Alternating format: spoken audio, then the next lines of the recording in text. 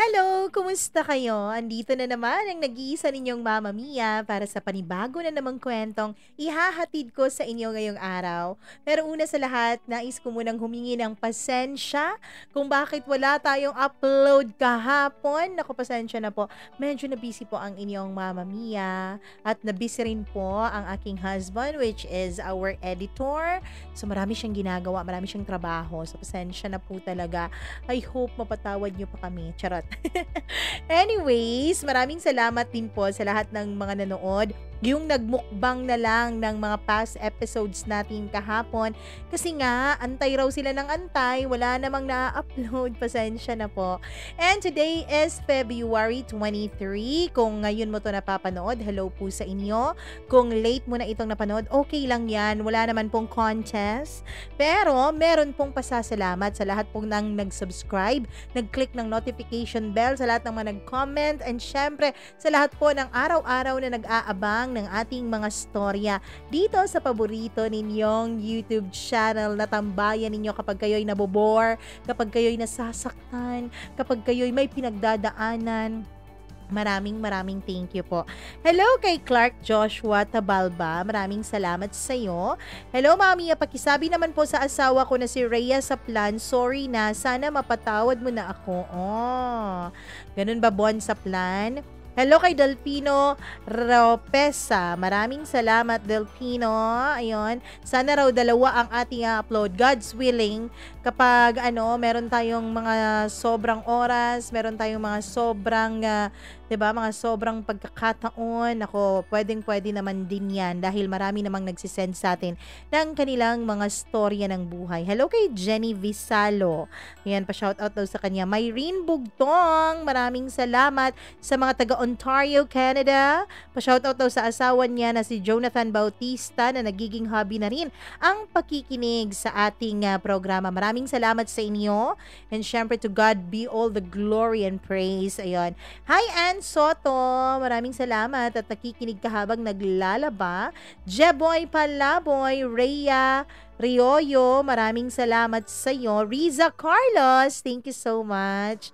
May nagtanong kung may part 2 ba raw yung isa akong babaeng walang dangal.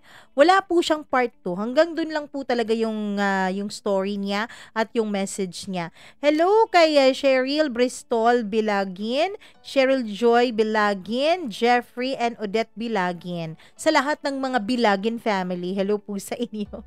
And syempre, hello po. Comment lang ganon talaga BF ko si Loso.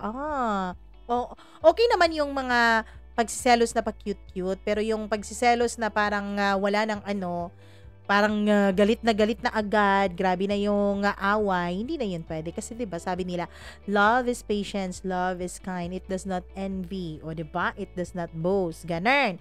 Hello kay Arha de Bagra. Brigais. Ano ba? Hindi ko alam kung paano basahin. Hello po sa inyo. Jerry, maraming salamat. Jenny V. Pineda, thank you so much. Jude Calma, maraming thank you sa'yo. Siya, lulukohin ka rin yan. Grabe naman siya. Dun sa story ni sino ba yung sa pangit man ako sa paningin nila? Sino ba yung sender natin na nakalimutan ko na? Anyways, si Patricia. Ayun, si Patricia pala yun. Stephanie Alarcon or Stephen Alarcon. Ayun, Stephanie nun. Stephen pala. Hello po sa inyo. Ayun, maraming salamat po sa inyong pakikinig sa ating mga kwento. Naku, kayo po ba, meron po ba kayong mga pinagdaanan sa buhay nyo na masasabi mong, kaya ako pala pinagdaanan yung ganun. Kasi ito pala ang magiging resulta nun. Parang ganun. No? 'Di ba? Marami po tayong pagdadaanan sa buhay natin. Minsan mga masasalimuot na bagay. Minsan din mga masasayang bagay. 'Di ba? Pero always remember na mas natututo tayo at mas meron tayong pagkakataong mag-grow doon sa mga sitwasyon, doon sa mga pinagdadaanan natin na mga hindi magaganda. Kasi sabi nga nila, 'di ba? Yung diamonds, bago yan naging diamond, dumaan muna yan sa grabing friction. Ganon din ang tao. Bago tayo mag-grow spiritually, mentally, financially, lahat tayo dumaan sa mga matitinding pagsubok. At naway ang mga pagsubok na yan, hindi po yung magpapatiklop sa atin, kundi yung mga pagsubok na yan ay gagawin nating stepping stone para mapunta tayo kung saan destined ni Lord tayo pupunta. Nako, medyo may pagka-SPG po ang ating storya ngayong araw. So sana sa lahat ng mga nakikinig ngayon, ng mga magulang, wag nyo na pong i-loudspeaker, mag-headphone na lang po kayo o mag-headset dahil SPG po ang ating storya ngayong araw na ito. Pero kahit SPG, meron naman sigurong leksyon only. Yan ang hindi ko sure. Pero para malaman nating lahat, pakinggan na natin ang storya ni Ara dito lamang sa paborito niyong programa, ang Dear Mama Mia.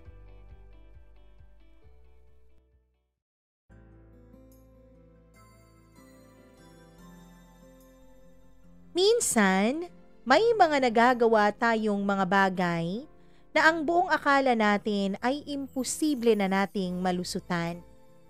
Pero yun pala ang magiging dahilan at daan para ating mahanap ang ating tunay na kapalaran. Dear Mama Mia, tawagin niyo na lamang ako sa pangalang Ara. Panganay po ako sa 4 na magkakapatid. Mama Mia, yung papa ko po ay isang tricycle driver. Samantalang yung mama ko naman ay tumatanggap ng mga labahin ng aming mga kapitbahay. Sa pagsasabi ko pa lang kung anong trabaho ng mga magulang ko, alam na alam nyo na po, siguro, na galing ako sa isang pamilyang mahirap. Isang pamilyang isang kahig, isang tuka lamang sa buhay. Mahirap talaga ang buhay namin, Mama Mia. Pero wala naman po akong naging reklamo dahil mahal naman po ako ng mga magulang ko. Ramdam ko naman po ang kanilang pag-ibig sa akin. Mama Mia, yung papa ko, ang kanyang mga kapatid ay medyo nakakaangat sa buhay. Yung mga kapatid niya kasi ay nakapagtapos ng pag-aaral samantalang si papa ay hindi na yun nangyari dahil panganay siya sa kanilang lahat at siya po ang nagsumikap para matulungan ang kanyang mga magulang noon para mapaaral ang kanyang mga nakababatang kapatid. Yun nga lang, pagkatapos po na makapagtapos ang kanyang mga kapatid ay nagsipag-asawa na ang mga ito. Nakalimutan na nila ang sakripisyo ng papa ko. Pero ang sabi ni papa, hindi naman daw niya ginagawa ang pagsuporta noon sa pag-aaral ng kanyang mga kapatid para suportahan din siya kapag nakapagtapos na ang mga ito. Ang sabi niya, ginawa niya raw yun dahil sa pagmamahal niya sa kanyang ina at kanyang mga magulang. Kung tutuusin, Mama Mia, yung papa ko ay nakapag-college naman. Pero hindi po siya nakapagtapos kahit ng first sem ng first year dahil po sa sobrang hirap ng buhay. Namatay daw kasi agad ang lolo ko, yung papa niya.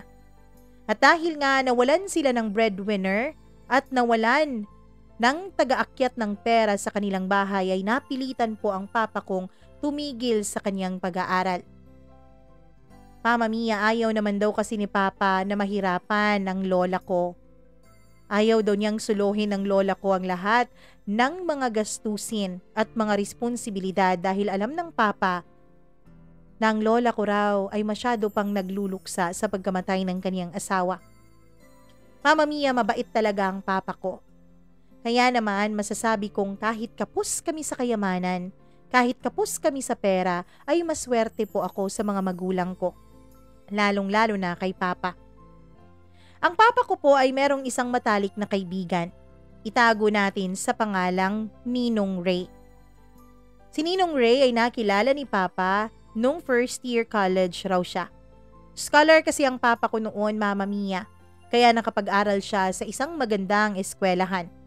At si Ninong Ray raw ang pinakamatalik niyang kaibigan. Ito lang daw ang hindi tumingin sa kanya nang meron siyang tinatago. Ang sabi pa ng papa ay si Ninong Ray lang daw ang tumuring sa kanya na kaibigan kahit walang-wala siya. Si Ninong Ray lang din daw ang nakakaintindi sa kanyang mga pinagdadaanan noon. Hindi niya alam kung naiintindihan ng Ninong Ray ko ang kanyang pinagdadaanan dahil nadaanan niya ito o dahil sadyang mabait lang ang ninong ko. Kaya naman kahit na nagkahiwalay na silang dalawa dahil nga hindi naman natuloy sa pag-aaral ang papa ko, ay hindi pa rin nawala ang komunikasyon nila sa isa't isa. Palagi pa rin po daw silang magkakasama at palagi rin po daw dumadalaw si Ninong Ray sa bahay ni na Papa. Kaya lang Mama Mia, nung makapagtapos na ang isa kong tita, ay nabuntis naman ng papa ko ang mama ko. Ang papa ko noon ay 18 years old pa lamang, samantalang 17 pa lang ang mama ko. Galit na galit daw ang ibang mga kapatid ni Papa sa kanya dahil paano na raw sila makakapagtapos gayong ang papa ko ay may mga bago ng responsibilidad. Pero kahit na gano'n ay hindi iniwan ng papa ko ang mama niya na suluhin ang kanilang mga gastusin sa bahay. Mama Mia, dun muna tumira ang mama at papa ko sa bahay ng lola ko para mas makatipid at para na rin makakapagsustento pa si Papa sa kanyang mga nakababatang kapatid. Hanggang sa makapagtapos na nga ang sumunod sa kanya. At nung dalawa na sa kanyang mga kapatid ang nakapagtapos, ay pumayag na ang mga ito na bumukod si Papa para naman sa pamilya namin. Ako naman, Mama Mia, ay si Ninong Ray po ang tanging ninong ko at wala po akong ninang. Pero sapat na si Ninong Ray. Dahil nga may kaya ang ninong ko, Mama Mia, ito raw ang paminsan-minsan tumutulong sa mga gastusin ni na Papa. Lalo na kapag nalaman ng Ninong Ray ko na kinakapos po sila sa mga bayarin sa bahay. Nag-uupa kasi sila noon ng maliit na kwarto para makapag-ipon ng kahit konti. Pero dahil Mama Mia, nung pinanganak ako ay isa akong sakiting bata, ay hindi rin nakakapag-ipon ang mga magulang ko. Hanggang sa lumaki-laki na ako, Mama Mia, at nagkaroon na ako ng mga kapatid. Si Ninong Ray ay nandyan pa rin para tumulong sa amin. Tuwing birthday ko o Pasko ay hindi talaga nawawala ng pang-aginaldo sa akin ng ninong. Minsan, may mga gamit at meron ring pera. Isang araw, Mama Mia, habang naglalaro ako sa labas kasama ang kaibigan kong si Dolly ay dumating bigla si Ninong Ray. Yung mga kapatid ko ay nasa paaralan pa, samantalang ako ay maaga po na kaming pinauwi ng guru namin dahil may emergency daw sa kanilang bahay. Ara, nasa ng papa mo? Natatandaan kong tanong ni Ninong Ray. Ninong, pumapasada pa po eh. Gusto nyo antayin nyo? Tanong ko. Wag na, andito lang ako para ibigay to o. May mga konting groceries dito. Alam mo Ara, ang payat-payat mo na. Bakit ganyan ka kapayat? Hindi ka ba kumakain? Tanong ng ninong. Tumawa ako at ang sabi ko ay kumakain naman. Pero hindi nga lang marami dahil marami kami sa bahay at pinagkakasya lang namin yung pagkain. O sakto, may konting groceries dito. Meron ding damit pero hindi ko alam kung kakasya sa'yo dahil ang payat-payat mo. Ilang taon ka na ba? Tanong niya. Po, mag-i-11 pa po. Mag-i-11 ka na pero mukha kang 9 or 8 years old. Kumain ka ha? O etong pera, ibigay mo sa mga magulang mo. Sabihin mo na pang-aginaldo ko yan sa'yo. Tinanggap ko ang pera at ang groceries, Mama Mia, at kahit nahihirapan ay pinilit ko po yung ipinasok sa bahay. Umalis na rin kasi agad si Ninong Ray. Noong makarating ang mama ko at binigay ko sa kanya ang pera, ay gulat na gulat siya dahil masyado raw yung malaki. 7,000 po ang binigay na pera ng Ninong Ray. O Ara, may mga damit na dito, bakit binigyan ka pa ng pera ng ninong mo? Tanong ni Mama. Sabi po kasi ni Ninong, Mama, ang payat-payat ko raw kaya kailangan ko raw kumain. Kaya siguro binigay niya yung pera. Sige, magbihis ka na at antayin lang natin yung mga kapatid mo at yung tatay mo. Pagkatapos ay aalis tayo, kakain tayo ng masarap dahil biyaya ito galing sa ninong mo. Sabi niya. Baka ito na ang pa-advance birthday gift niya sa'yo. Sabi naman ni Mama. Ngumiti lamang ako at dali-daling naligo dahil madungis na ako mula sa paglalaro ko sa labas. Mama Mia, pagkatapos noon ay umalis nga kaming buong mag-anak at kumain sa isang sikat na fast food chain. Hindi naman first time na nakakain kami doon pero bawat kain namin doon, Mama Mia, kung hindi si Ninong Ray ang gumagastos ay ang Tita Ellen ko po. si Tita Ellen na tanging kapatid ni Papa na mabait pa rin sa kanya. Hanggang sa isang araw, kakauwi ko pa lang galing ng eskwela, nung pagkarating ko ng bahay ay nadatnan ko ang Tita Ellen. Marami siyang dalang mga groceries. Alam ko, Mama Mia, na alam ng Tita Ellen na walang-wala talaga kami. Nung makapasok ako ay nagmano ako sa mama ko at kay Tita Ellen. Pagkatapos ay pinaupo ako ng mama ko at may sinabi siya sa akin na hinding-hindi ko makakalimutan. Ara, sana pumayag ka sa napag-usapan namin ng tita mo, ha? Gusto niya sana na dun ka muna sa kanila tumira. Alam mo naman, 'di ba, kakamatay lang ng tito mo tapos wala silang anak. Malulungkot ang tita mo sa bahay niya nang mag-isa lang siya. Kaya ang gusto sana niya ay doon ka patirahin. Nung tiningnan ko ang Tita Ellen ay ngumiti ito sa akin, Mama Mia. Huwag kang mag-alala, Ara. Papag-aralin kita, makakamit mo lahat ng pangarap mo sa buhay. Pwede ka namang dumalaw dito at isa pa, mas matutulungan mo ang mga magulang mo at ang mga kapatid mo kapag nakapagtapos ka na ng pag-aaral. Isipin mo na lang na ito ang pambawi ko sa papa mo nung pinag-aral niya ako. Mama Mia, masakit man po na mawalay ako sa mga kapatid ko at mga magulang ko, pero naiisip ko po na yun lang talaga ang tanging paraan para makapagtapos ako ng pag-aaral. Hindi naman kasi din ako matalino kaya malabo na magkaroon ako ng scholarship.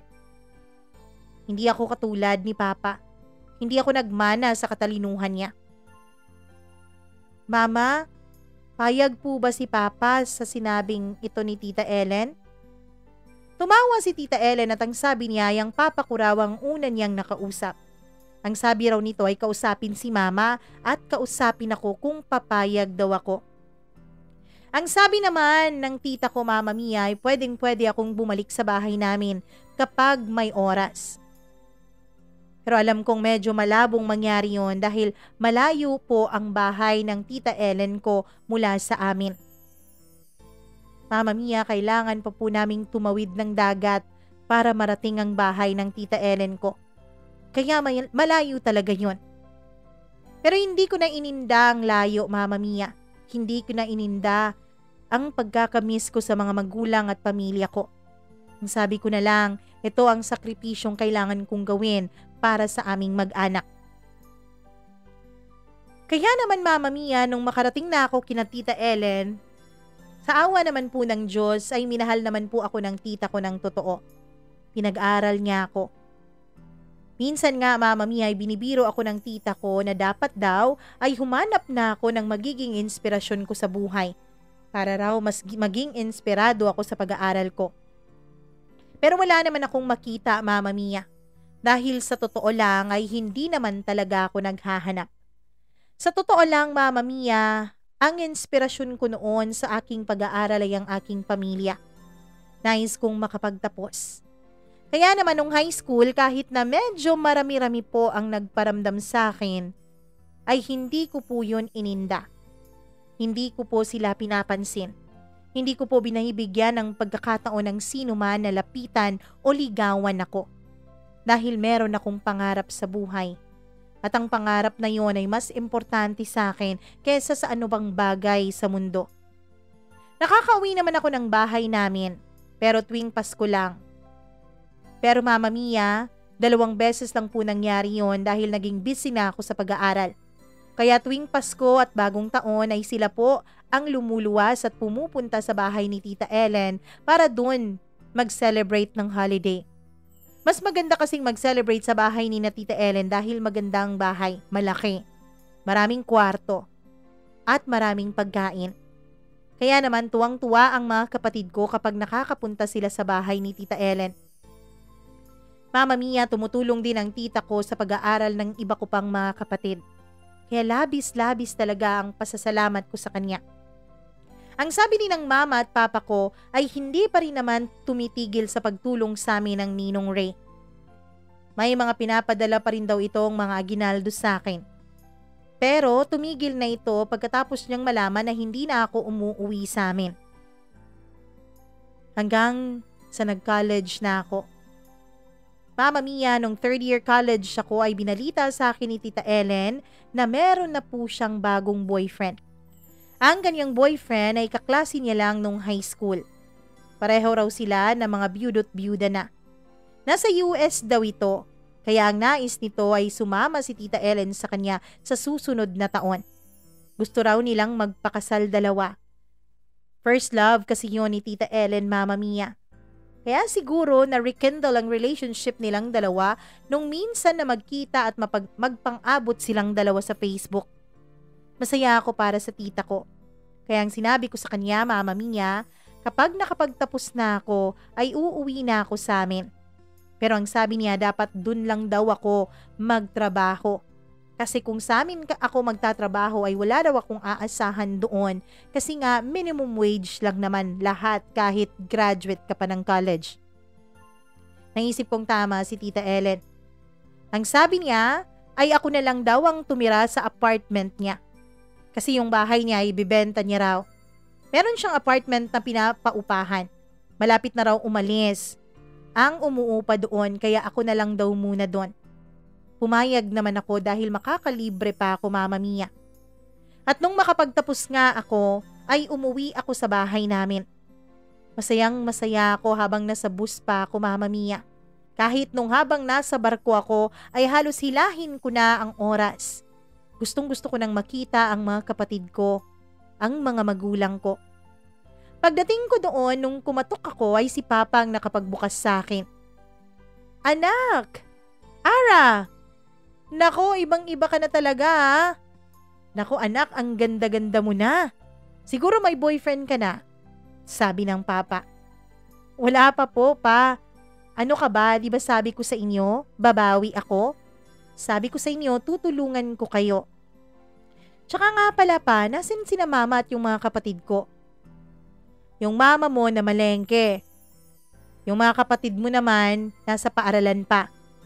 Nakapagpalengke yung mama mo kasi binigyan tayo ng konti ng tito Ninong Ray mo.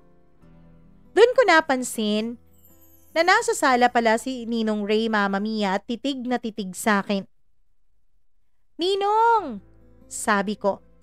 Nilapitan ko siya pagkatapos ay hinalikan sa kanyang pisngi gaya ng ginagawa ko dati. Pero ewan ko ba, Mama Mia? Nung unang beses na lumapat ang mga labi ko sa pisngi ni Ninong Ray, 10 taon matapos kaming huling magkita ay parang may kakaiba akong naramdaman. Pero binaliwala ko yun. Kaya lang hindi ko mababaliwala ang pamumula ng pisngi ni Ninong Ray. Arang, laki-laki mo na! Kumusta? Nagkumustahan kami, Mama Mia, at kwento ko sa kanilang dalawa ni Papa ang mga naging karanasan ko habang nag-aaral. Nako, mukhang matino talaga tong anak mo. Paring Lito, mukhang hindi nagkaroon ng boyfriend ah. Hindi nga po, Ninong. Kasi pangako ko talaga sa sarili ko na uunahin ko muna ang pamilya ko. So ano na ngayon, Ara? Dito ka ba magtatrabaho? Tanong ng Papa. Nako, hindi po pa. Doon po ako sa kung saan ako nakapagtapos. May kumpanya kasing malaki doon. Pagkatapos ay nag-apply ako at sinuwerte naman na nakapasok agad. Malapit lang din doon yung apartment ni Tita Ellen na siyang pinapatirhan niya sa akin ngayon. Umalis na kasi yung dati niyang tenant at si Tita Ellen naman ay binenta na yung bahay niya kasi nga sumama na siya doon sa kanyang boyfriend. Magpapakasal daw sila doon sa Amerika eh. Mahaba kong paliwanag. Nako, ang Tita Ellen mo talaga. Humabol pa talaga sa pangalawang pagpapakasal. Sabi ni Papa. Hayaan mo na pa, deserve naman ni Tita na sumaya. Deserve naman niyang magkaroon ng second chance at love. Alam mo, 10 taon din. Mula nung mamatay ang tito, hindi ba? Paalala ko sa Papa ko. Mama Mia, habang nagkukwentuhan kami ay dumating ang mama. Masayang masaya siya nung nandun ako.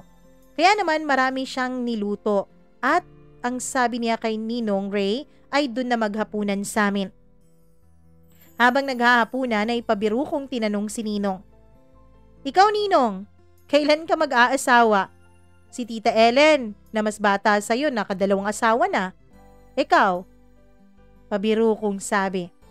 Tumawa naman si Ninong Mama Mia at ang sabi niya wala na raw siguro siyang babaeng makikita na papasa sa standards niya. Alam mo kasi Ara, yung mga babae ngayon, lalo na yung mga kaidaran ko, nako, mukhang mga pera. Ang gusto lang ay kung stable ka ba, kung kaya mong i-provide ang lahat ng pangangailangan nila. Tatawa-tawa niyang sabi. Naku Ninong, gano'n naman talaga ang role ng isang lalaki, hindi ba? Dapat alam niya kung paano mag-provide. Hindi yung gusto niya lang ay hati sa lahat ng bagay pagkatapos sino bang nanganganak, sino bang nag-aalaga sa bahay, hindi ba yung babae naman? Pakikipagdebate ko sa ninong ko. Tumawa ang papa ko Mama Mia. Ang sabi niya, hindi raw talaga ako maluloko ng sino man. Tumawa din ako at ang sabi ko wala naman akong balak na magpaloko kahit kanino. Ang gusto ko ay magkaroon ng bagong future para sa aming pamilya. Kaya naman, 2 araw lang ang itinigil ko sa bahay namin at umalis na rin ako agad dahil magsisimula na ang pagtatrabaho ko. Mama Mia, habang nagtatrabaho ako, dun ko naisip na hindi pala talaga madali ang buhay. Hindi pala talaga madaling kumita ng pera. Kaya naman mas lalo kong na-appreciate ang mga magulang ko, lalong-lalo na ang papa ko. Alam kong mahirap para sa kanya ang kaniyang trabaho. Mahirap nga sa akin yung trabaho ko na nakaupo lang ako sa opisina at naka-aircon pa. Paano na lang kaya ang papa ko? Kaya mas tumaas ang respeto ko sa mga magulang ko. Pinagigihan ko talaga ang trabaho ko Mama Mia. Dahil ang gusto ko ay ma-promote agad ako nang sa ganon ay tumaas-taas naman ang sweldo ko. At yun nga ang nangyari. 1 taon matapos kong magsimula sa trabaho ay nabigyan ako ng promotion. May iba Mama Mia na tumataas ang kilay kung bakit agad-agad akong nabigyan ng promotion gayong kebago-bago ko pa lang daw. Habang sila ay matagal na sa kumpanya. May iba na magli5 taon na ay hindi pa rin umuusad ang career. Hindi ko na lang yon ininda Mama Mia. Hanggang isang araw ay sinabi sa akin na may naghahanap daw sa akin sa baba. Hindi ko alam kung sino. Akala ko ang papa ko. Pero nung makarating ako ay gulat na gulat ako dahil si Ninong Ray pala ito. O Ninong, kumusta? Tanong ko. Ara, tapos na ba ang trabaho mo? Pwede ba kitang yayain kumain sa labas? Malapit na po, mga 30 minutes na lang. Sige, antayin na lang kita ha, sabi ng ninong ko. Kaya bumalik ako agad sa trabaho para matapos agad ako Mama Mia at para makauwi na rin dahil nag-aantay nga si Ninong. Pero pag-akyat ko ay lahat sila nag-uusisa kung sino ang lalaki sa baba. Nako, yun ba ang boyfriend mo Ara? Mukha siyang mature pero ang yummy sabi ng isa kong kaibigan. Nako Ara, kung yan talaga ang boyfriend ko, naku magpapabuntis agad ako. Sabi naman ng isa pa. Tumawa ako Mama Mia at inexplain ko sa kanila na Ninong Ray ko yon, na best friend ng papa ko. Ano ba kayo? Pwede ko nang maging tatay yun no? Kaedad lang sila ng papa ko. Sabi ko. Ay nako, kung ninong mo yun, may asawa na ba yun? Tanong nila. Hindi, wala. Pihikan kasi yun sa babae. Baka naman bakla. Uso na yan ngayon yung mga baklang malalaki ang katawan, mga baklang yayami at ang gugwapo. Sabi naman ng isa pa. Tumawa ako Mama Mia. Nako hindi bakla ang ninong. Sadyang pihikan lang talaga siya sa mga babae dahil ang sabi niya, lahat daw ng mga babae ngayon ay pera lang ang habol. Kaya ang gusto niya, yung makatagpo talaga siya ng isang babaeng tunay na magmamahal sa kanya. Sabi ko naman. Mama Mia, tumawa sila ng tumawa. Hindi nila akalain na meron akong ninong na ganun kahat. Sa totoo lang Mama Mia, kahit nung bata pa ako, ay medyo nagugustuhan ko naman talaga ang ninong ko. Kahit nung bata pa ako Mama Mia, ay masasabi kong crush ko na si Ninong. Ang akala ko lang talaga ay yun o hanggang doon lang ang mararamdaman ko sa kanya. Kaso hindi po yun nangyari. Kaso Mama Mia, Ang nangyari po ay mas lalo lang lumala ang pagkakagusto ko kay Ninong. Habang kumakain kami ay tinanong ako ni Ninong kung nasaan daw ang apartment ko. Sabi ko ay malapit lang doon. Kaya pagkatapos naming kumain ay doon na kami dumiretso dahil gusto niyang makita kung maayos raw ba ang kalagayan ko. Nung makapasok na siya, Mama Mia, ang sabi niya ay maganda naman daw ang apartment pero hindi maganda sa isang babaeng nag-iisa kagaya ko dahil masyadong malaki yun. Ang sabi niya baka hindi safe doon. Sabi ko safe naman dahil malapit naman doon ang police station. Hindi ka rin nakakasigurado. Mas mabuting may kasama ka rito, sabi ni Ninong. Alam mo, matatagalan ako dito. Meron kasi akong inaasikasong negosyo. Pwede ba na dito muna ako tumira? Hindi naman siguro isa ang kwarto dito, di ba? Tanong niya. Naku Ninong, isa lang po ang kwarto dito, sabi ko. E di okay lang, sa sala ako matutulog. Pwede ba yun? Ayoko na kasing maghanap ng kung saan-saan pa ako mag-stay eh. Tsaka kung hotel, masyadong mahal. Mama Mia, naisip ko noon ang mga naitulong sa amin ni Ninong. Isang napakaliit na pabor lamang ito para sa kanya. Kaya pumayag ako. Ang sabi niya babalik agad siya at kukunin niya lang ang mga gamit niya sa hotel kung saan siya naka-check-in. Kinuha nga niya ang mga gamit niya at dumating siya nang hindi pa nagdadalawang oras. Pagkarating niya, sabi ko ay sa kwarto na lang niya ilagay ang mga gamit niya nang sa ganon ay hindi naman makalat sa sala.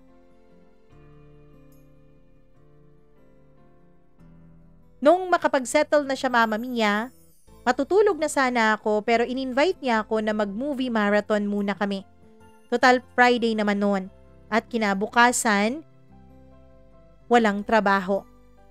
Pumayag ako, Mama Mia. Sabi ko, meron akong mga biniling mga bagong movies. Ano bang mga movies ang pinapanood mo, Ara? Ninong yung mga romantic. Ayoko kasi ng horror dahil mag-isa lang ako dito eh. Tumawa naman siya at pumayag. Mama Mia, maliit lang po ang sofa ko. Doon siya nakaupo sa pinakadulo at ako naman sa kabilang dulo. Habang nanonood kami ay titig na titig si Ninong sa screen ng TV.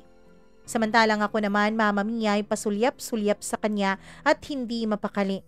Lalo na kapag may mga kissing scenes sa movie. Ang totoo niyan, Mama Mia, ay wala talaga akong naintindihan sa palabas na pinapanood namin. Dahil ang focus ko noon ay na kay Ninong lang. Hanggang sa sabi niya ay matutulog na siya. Pwede bang humiga muna ako? Medyo inaantok ako eh, sabi niya. Sige Ninong, aalis na ako. Naku hindi, tapusin mo ang panonood, sabi niya. Wala naman akong nagawa kundi ang manood na lang. Pero nagulat ako, Mama Mia, nung ang ulo niya ay hiniga niya sa may hita ko. Higa para may unan ako. Ninong, ikaw na lang ang gumamit ng unan ko. Isa lang kasi ang unan ko, Mama Mia, dahil hindi naman ako mahilig sa mga unan. Hindi, okay na ako dito, sabi niya. Mama Mia, habang nakapikit si Ninong ay hindi ko po talaga mapigilang makiliti sa buhok niya na nasa legs ko. Mama Mia, nakashort lang kasi ako noong panahon na yon. Ewan ko ba kung anong nangyari at inantok na lang ako bigla at tumabi ako sa pagkakatulog ni Ninong. Ewan ko, Mama Mia, pero hindi ko na nagawang lumipat pa ng kwarto. Nagising ako na yakap-yakap niya. Mama Mia, gising na siya at alam ko yun dahil nararamdaman kong tinitignan niya ako. Nagkunwari akong nagtulog-tulugan. Nagkunwari akong walang alam, Mama Mia. Hanggang sa naramdaman ko ang isang kamay ni Ninong na nasa legs ko.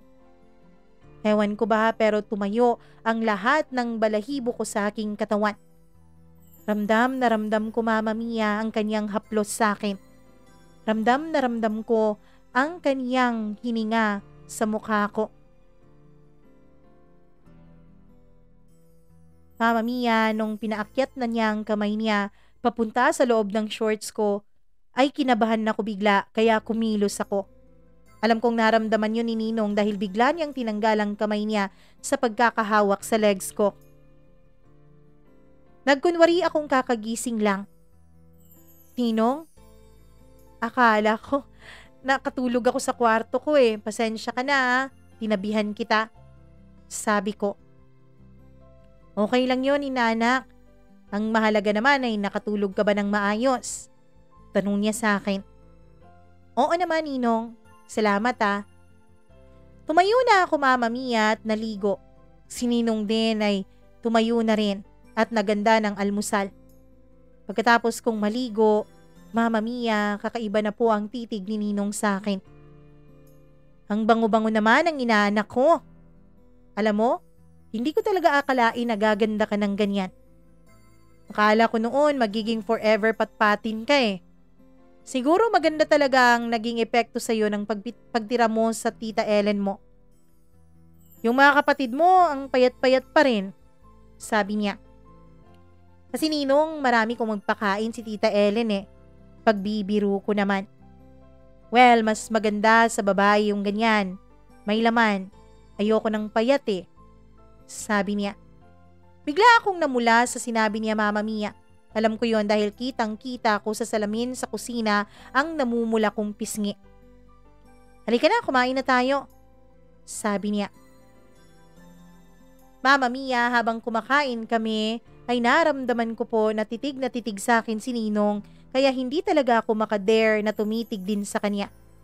Hindi ko alam kung paano ang gagawin, Mama Mia. Hindi ko rin alam sa sarili ko kung paano ba ako makakapag-survive doon. Sa bahay na yon nang kasama ko siya ng ilang araw. Dahil ang sabi niya ay matatagalan pa raw siya dahil nga may inaasikaso siyang negosyo. Nung nasa trabaho na ako, Mama Mia, ay hindi ko talaga maiwasan na isipin ang weekend na nagdaan. Yung palaging nakatitig sa akin si Ninong, pasimple niyang hinahawakan ang kamay ko, pasimple niyang sinasagi ang dibdib ko. Hindi ko alam, Mama Mia, kung dapat ba akong kabahan. Pero ang totoo, aaminin ko na na-excite ako sa ginagawang yun ng Ninong sa akin. Hanggang sa isang gabi nung makauwi na ako, ay nadatnan ko siyang nagluluto. At nung kumakain na kaming dalawa, ay bigla siyang nagsalita. Ara, wag mo sanang aakalain na manyak ako ah. Hindi naman po, Ninong. Kasi alam kong nararamdaman mo na. Hindi ko alam kung anong nangyayari sa akin eh. Simula kasi nung makita kita ulit, iba na ang naramdaman ko. Simula nung makasama kita ulit, iba na ang nasa puso't isipan ko. Hindi ko naman sinasadya. Alam mo naman, 'di ba? Isang taon din akong muling hindi nagpakita sa'yo. Pero hindi ka talaga mawala sa isip ko eh. Kaya wag mo sanang isipin na nagmamanyak ako sa'yo. Ninong, alam ko naman na hindi ka manyak. Kasi kung manyak ka talaga, dapat tung bata pa lang ako, ginagawa mo na to sa akin. Hindi ko alam, Mama Mia, kung saan nanggagaling ang mga sinasabi kong yon. Ara, ayos lang ba sa'yo itong nararamdaman ko? Ikaw ba, hindi mo rin to nararamdaman? Tanong niya sa akin. Naku, Ninong, hindi ko po alam eh. Pagsisinungaling ko sa kanya. Bigla niya akong nilapitan, Mama Mia. Ara, pwede ba kitang yakapin? Sabi niya. Tumango ako. Niyakap niya ako ng mahigpit. Mama Mia, hindi ko alam pero may naramdaman akong matigas sa may puson ko. Matangkad kasi si Ninong sa akin. Hindi ko alam kung ano yon. Hindi. Alam ko pala kung ano yon pero hindi ko alam kung bakit nakakaramdam ako ng init tuwing naiisip ko na magkadikit ang katawan naming dalawa. Ara, pwede bang ako ang magparanas sa'yo ng mga bagay na hindi mo pa nararanasan? Tanong niya sa akin. Alam ko, Mama Mia, pag hingi niya na yon ng consent sa akin para sa mga pwede niyang gawin. Alam kong dapat ay tumanggi ako pero hindi. Tumango ako, Mama Mia. Pagkatapos kong tumango ay nilapit niya ang labi niya sa labi ko. Hinalikan niya ako. Hindi ko alam kung papano dahil wala pa naman akong karanasan sa paghalik. Pero sinunod ko lang ang ginagawa niya. At lumipas ang ilang minuto ay natuto na rin ako. Mama Mia, noon ay tumigil siya bigla sa kanyang paghalik sa akin. Ang sabi niya, ayos lang ba daw na may iparanas siya sa akin ngayon pero hindi naman niya agad-agad ipararanas ang lahat dahil dadahan-dahanin daw muna niya ako. Nagpadarang na ako sa sinasabi ng katawan ko. Wala na akong pakialam noon, Mama Mia. Tumango na lang ako. At doon ay itinaas niya ang t-shirt ko. Pinasok niya ang kamay niya sa loob. Hindi ko alam pero nanlambot ang tuhod ko sa kanyang ginawa. Buti na lang talaga at nakaalalay siya agad sa akin dahil kung hindi, baka natumba na ako. Pagkatapos niya yung gawin, Mama Mia, ay nilapit niya ang mukha niya sa dibdib ko at hinalikan niya ang mga ito. Hindi ko alam pero Mama Mia, parang may nagbago sa akin simula nung araw na yon. At simula nga ng araw na yon, halos gabi-gabi, Mama Mia, may ibang ginagawa si Ninong sa akin. Pagkatapos ng ika-4 na gabi, dun na niya ako tuluyang inangkin. Mama Mia, wala po akong naging pagsisisi na binigay ko ang katawan ko sa ninong ko. Wala po akong naging pagsisisi na binigay ko sa kanya ang buong-buo kong pagkatao. Matapos nga na may nangyari sa amin, ay hindi na po kami mapaghiwalay at magkatabi na kami sa pagtulog. Para na kaming mag-asawang dalawa na nasa loob ng aming apartment.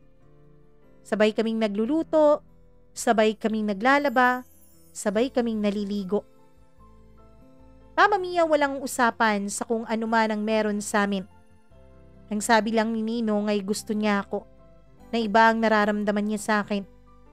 At simula rin ang may nangyari sa amin ay kakaiba po kung mag-spoil sa akin si Ninong. Mga mamahaling gamit, mula cellphone, sapatos, bag at kung ano-ano pa. Pati na mga alahas, Mama Mia. Doon ay sinabi sa akin ni Ninong, napayag raw siya na maging boyfriend ko. Ako naman, Mama Mia, kahit hindi pa ako naka-experience na magkaroon ng boyfriend, ay pumayag na rin ako. Dahil sa totoo lang ay sobra pa nga sa mag-boyfriend ang ginagawa naming dalawa. Dahil sa totoo lang, kakaiba rin ang trip naming dalawa ng ninong ko. Isang araw, wala akong pasok noon dahil naka-leave ako. Hindi rin pumunta sa negosyo niya si Ninong kaya buong maghapon kami sa bahay. Nasa kasagsagan kami ng pagtatalik namin, Mama Mia, nung biglang mag-ring ang cellphone ko. Ang papa ang tumatawag. Hindi ko sana sasagutin pero ang sabi ni Ninong ay sagutin ko raw. Mama Mia, nung sinagot ko ang tawag na yon ay halos mapasigaw ako dahil bigla na lang akong inangkin ng Ninong. Mama Mia, alalang-alala pa ang papa ko sa kabilang linya kung anong nangyayari sa akin dahil halos para raw akong nasasaktan. Ang hindi niya alam, hindi nasasaktan ang panganay niya kundi nasasarapan sa ginagawa ng best friend niya. Habang kausap ko ang papa ay panay naman ang bayo ng ninong ko sa akin. Hindi ko siya mapigilan dahil tawa lang siya ng tawa. Nung matapos ang usapan namin ng papa ko, ay bigla ko siyang hinampas sa kanyang balikat. Ano bang gusto mo? Nang mahuli tayo ng papa ko? Gusto mo ba yon, ha? Tanong ko sa kanya. Eh di mahuli na kung mahuli. Bakit gusto mo bang masira ang pagkakaibigan nyo? Tanong ko naman. Doon siya biglang tumahimik. Alam mo, Ninong, matagal na kayong magkaibigan ng papa ko. Hindi ko akalain na baka ako pang makasira nito. Pagkasabi ko noon ay bigla niya akong hinalikan ng mariin. Huwag tayong mag-usap niyan, pwede ba? Hindi pa tayo nakakaraos eh. Halika, ikaw muna sa ibabaw, sabi niya. Mama Mia, marami nang naituro sa akin ng ninong. Hindi lang tungkol sa mga bagay sa buhay, kundi tungkol sa pakikipagtalik. Alam ko, Mama Mia. Alam ko na nagpaalipin ako sa tawag ng laman ko. Pero hindi lang po talaga tawag ng laman yon. Dahil ang totoo, Mama Mia, ay mahal ko na po ang ninong ko. Mula pa noon, alam kong hindi ko naman magagawang ibigay ang sarili ko sa kanya kung hindi ko talaga siya minamahal. Alam kong mahal ko siya, Mama Mia. At alam ko na mahal niya rin ako. Kaya naman, nanatili ako sa sitwasyon namin. Nanatili ako sa ganon. Hanggang isang araw, Mama Mia, Sabado yon at walang pasok. Sanay na kaming dalawa na nasa loob lamang kami ng kwarto kapag yun ay nangyayari. Hindi namin alam na hindi pala namin nailock ang main door sa sala. Kaya naman wala kaming kaalam-alam, Mama Mia, na may pumasok na pala sa loob ng apartment. Ang akala lang namin noon ay sa kabilang bahay yung may tumatawag. Hindi kasi namin naririnig masyado sa loob ng kwarto ang nasa labas, Mama Mia. Lalo pat naka-on ang aircon at lalo pat busy-busy kami sa aming ginagawa. Lalo pat ang naririnig lang namin ay ang halinghing at ang ungol ng bawat isa. Kaya naman nabigla kami, Mama Mia, nung bumukas ang pintuan ng kwarto. Ang kaibigan kong si Dali. Ang kaibigan ko mula sa aming probinsya. Gulat na gulat siya sa kanyang nakita. Mama Mia, maging ako din naman ay napabalikwas sa nakita niya. Agad akong nagbihis at pinuntahan sa sala si Dali. In-explain ko sa kanyang totoo. Ano? Nakikipagjoktsakan ka sa ninong mo? Alam mo, kakaiba ka rin, Bes, ha? Kakaiba ka rin talaga. Akala ko birhin-birhin ka eh. Akala ko Maria Clara ka. Yun pala, ninong mo lang ang gusto mo. Ang dami-daming nagkakagusto sa'yo sa atin pero wala ka namang ni isang pinagbigyan. Sabi ko. Mama Mia, nakiusap na lang ako sa kaibigan ko na kung pwede walang ibang makaalam sa amin. Ang gusto ko sana ay ako ang magsabi sa kung sino man ang tungkol sa amin ng ninong ko. Ang gusto ko sana, Mama Mia, ay wag na munang ipaalam sa iba. Tumango naman siya. Kaya naman, nung nandun kami sa bahay, ay pinakilala ko siya ng mabuti kay Ninong. Natatandaan ko siya. Siya rin yung isa pang patpati na kalaro mo dati. Tatawa-tawa si Ninong na para bang walang nangyari.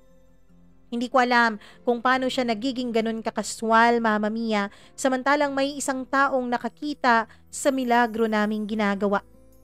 Nung makalis na si Dali ay sinabi ko kay Ninong na bakit siya ganun kakaswal makipag-usap kay Dali. Bakit hindi siya nakiusap dito na huwag sabihin kahit kanino ang aming sikreto? Bakit? Wala naman tayong ginagawang masama. Anong wala? Ninong kita. Supposedly, pangalawang magulang kita, hindi ba? Sabi ko.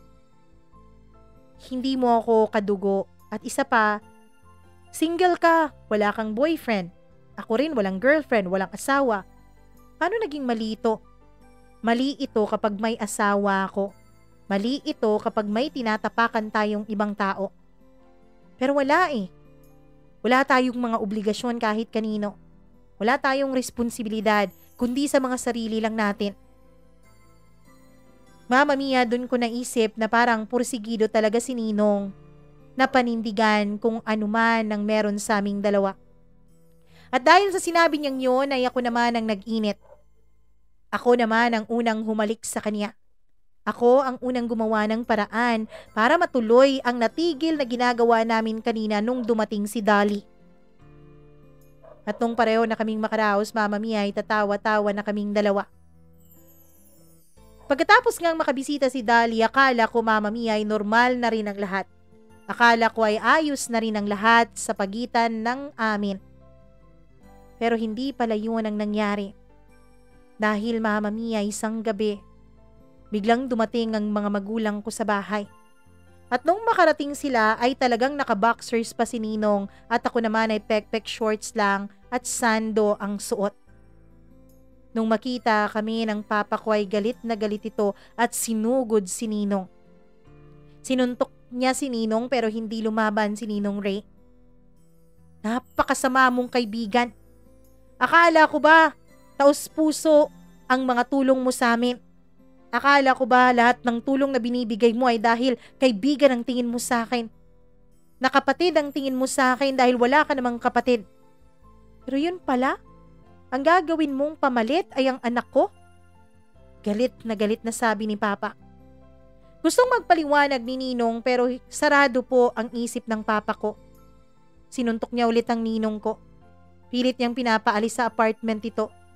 At nung umalis naman, si Ninong Mama Mia ay ako naman ang pinagbalingan ni Papa. Sa unang pagkakataon ay nasaktan ako ng pisikal ng Papa ko. Napakalandi ko raw. Bakit sa dami-dami ng lalaki, iyong kaibigan pa niya? At bakit daw nangangako pa ako na tutulungan ko sila? Na iaahon ko sila sa kahirapan gayong ang ginagawa ko na lang naman daw ay maging para usan ng sarili kong ninong. Mama Mia, ang sabi ni Papa ay aalis na raw kami at uuwi na kami ng probinsya. Ang sabi ko ay magre-resign lamang ako. Ang sabi ko ay aayusin ko lang muna ang trabaho ko bago ako umalis. Pumayag naman siya Mama Mia dahil ang Papa ko ay man of his words naman. Kaya alam ko Mama Mia na mas gugustuhin niyang umalis ako ng maayos sa kumpanya. Pero hindi po yun ang nangyari. Dahil nag-text sa akin ng Ninong na magkita kami.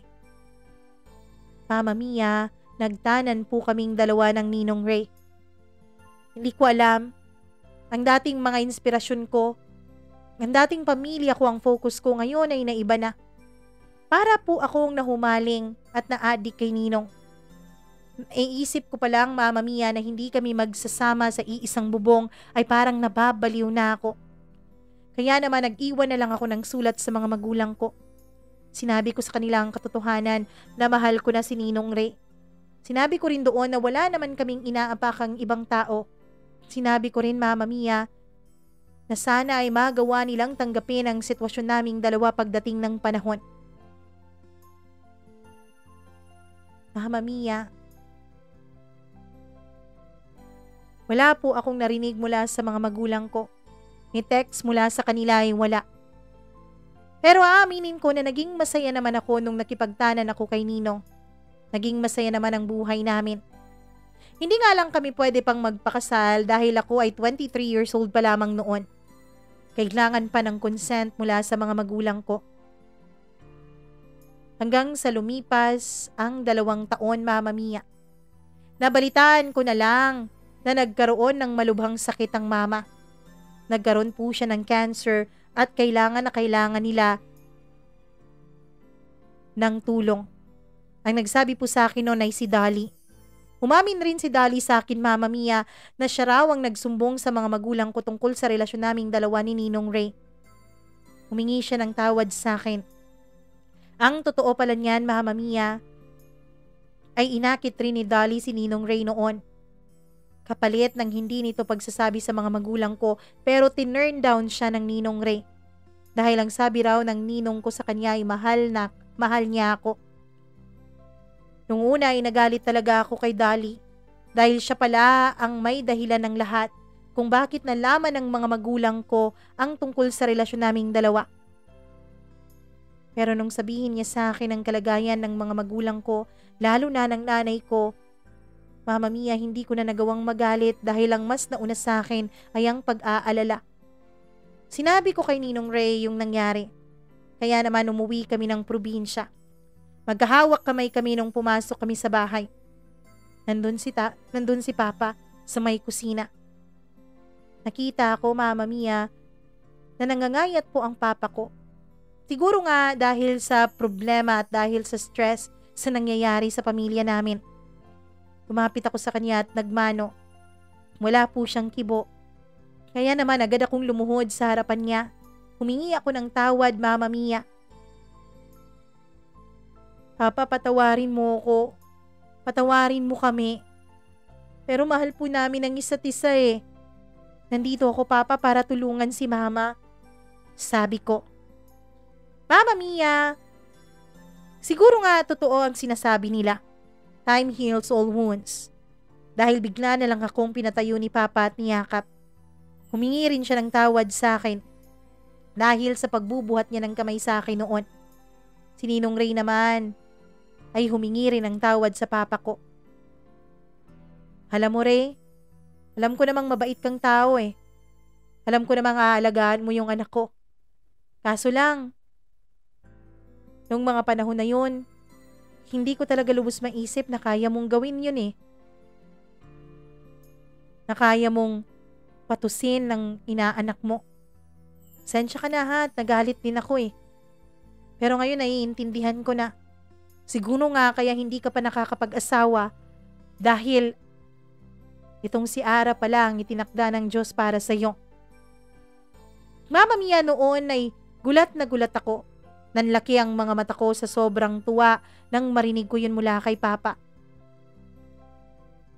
Naging maayos ang lahat. Kami ni Ray ang gumastos para sa panggagamot kay Mama. Yung mga kapatid ko naman ay nagpatuloy sa kanilang pag-aaral. Hanggang sa matapos yung isa. Mama Mia, nung mag-25 years old na ako, ay nagbalak na kaming dalawa ni Ray na magpakasal. Ang hindi ko lang talaga ini-expect ay yung pagbigay ni Papa sa amin ng kanyang basbas at ni Mama. Ikinasal kaming dalawa ni Ray, Mama Mia, August 10. At masayang masaya ako dahil kumpleto ang pamilya ko. Alam ko na maraming nagtataas ng kilay lalo pa doon sa probinsya namin na alam kung ano ang relasyon ko kay Ray. Ang dati kong ninong, ngayon ay asawa ko na. Alam ko, Mama Mia, na lahat sila ay hindi makapaniwala sa mga nangyari. Lahat sila ang iniisip ay nag-take advantage sa akin si Ray. Pero dito po sa programa niyo, Mama Mia, ay nais ko pong linisin ang lahat. Alam ko kasi na meron sa mga taga-probinsya namin ang nanonood ng iyong mga vlogs dahil nakikita kong nagko-comment po sila. Dito ko i-explain ang lahat.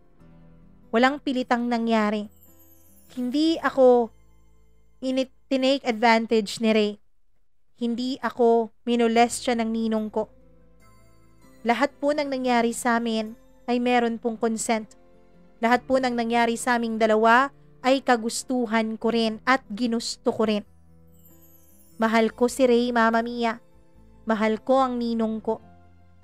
Kaya naman, pumatol ako sa kanya. Kaya naman pumayag ako na paulit-ulit na may mangyari sa amin. Hindi ko sinasabing tama dahil alam kong mali pa rin yun. Lalo na ngayon, Mama Mia, na unti-unti kong nakikilala ang Panginoon, alam kong mali ang pinag-umpisahan ng relasyon naming dalawa ni Ray. Pero kahit pa ganun, inayos naman lahat yun ng Panginoon sa huli. Dahil ang sabi nga ni Ray, wala naman kaming tinatapakang ibang tao. Wala siyang girlfriend at lalong wala siyang asawa. Ako rin naman ay walang commitment sa iba. Kaya lahat ng nangyari sa amin, posibleng destiny lang. Maraming salamat po, Mama Mia, kung mapili mo mang basahin itong sulat ko at mai-ere sa programa mo.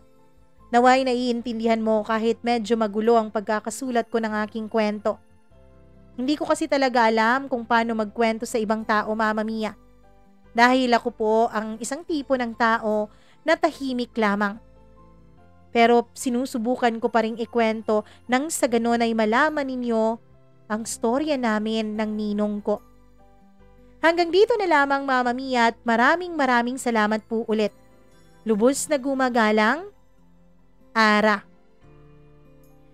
Nako, Ara, totoong nag-umpisa kayong dalawa ng ninong mo sa maling paraan.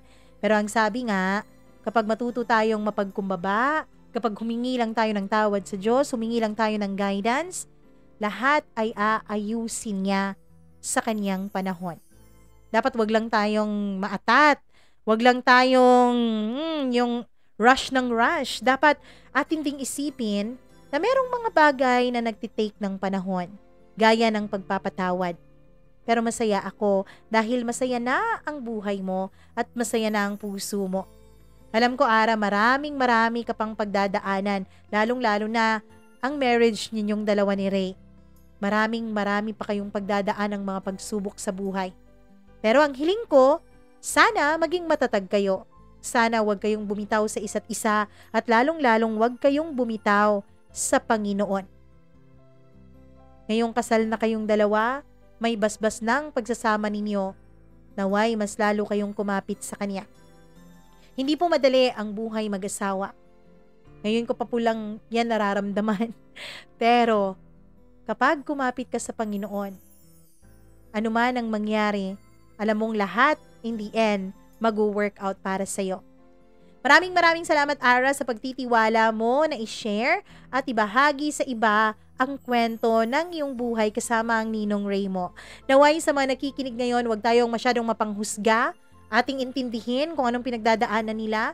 At sana kung nagustuhan nyo ang kwento ni Ara, please click the like button and share po sa inyong mga kaibigan. Sabihin nyo lamang na medyo SPG itong kwentong ito. At meron din po kayong magagawa para ipakita sa atin ang suporta ninyo. Mag-click lamang po kayo sa subscribe button, click the notification bell para lagi po kayong updated sa tuwing may bago tayong video at kwentong i-upload. Maraming salamat po sa inyong lahat at magandang araw. Ako po ang inyong nag-iisang Mama Mia.